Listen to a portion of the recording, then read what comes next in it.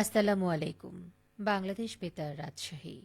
স্থানীয় সংবাদ পড়ছি জেসমিন আজাদ।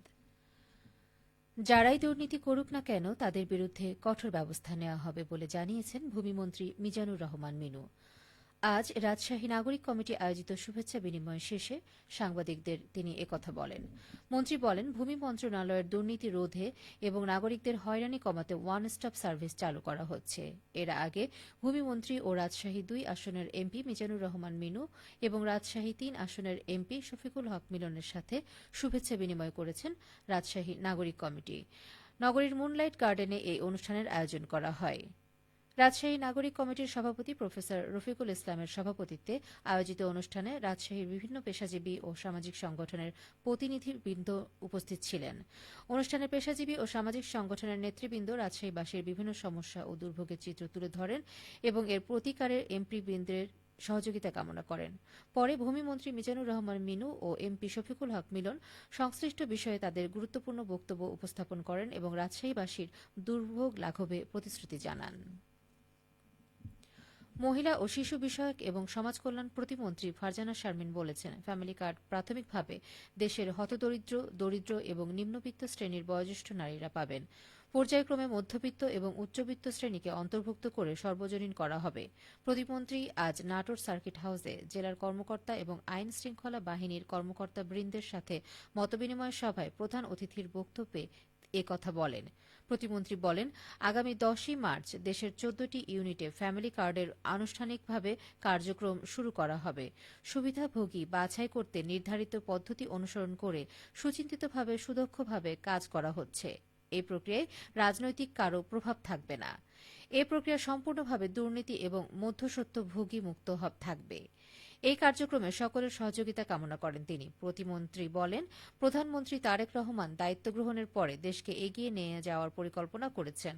আগামী ৫ বছর একই গতিতে, একই স্পৃহা নিয়ে, একইভাবে প্রতিশ্রুতিবদ্ধ থেকে দেশকে উন্নয়নের পথে এগিয়ে নিয়ে যেতে চায়। ইতোমধ্যে ১০,০০০ টাকা পর্যন্ত কৃষকদের কৃষি ঋণ মওকুফ করা হয়েছে।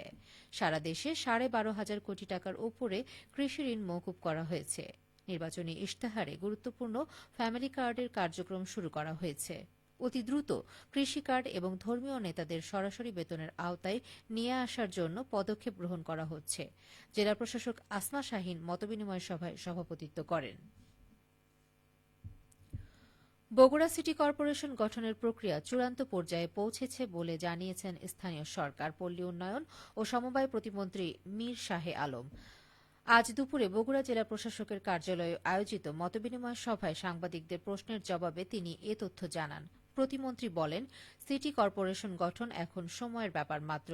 যেহেতু বগুড়া প্রধানমন্ত্রী তারেক রহমানের জেলা, তাই চূড়ান্ত সিদ্ধান্ত তিনিই নেবেন।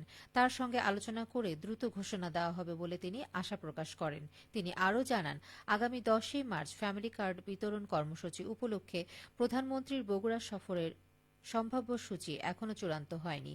২-১ দিনের মধ্যে এ বিষয়ে আনুষ্ঠানিক সিদ্ধান্ত জানানো হবে। সভায় বগুড়ার সার্বিক উন্নয়নে সমন্বিত উদ্যোগ নেওয়ার কথাও তুলে ধরেন প্রতিমন্ত্রী।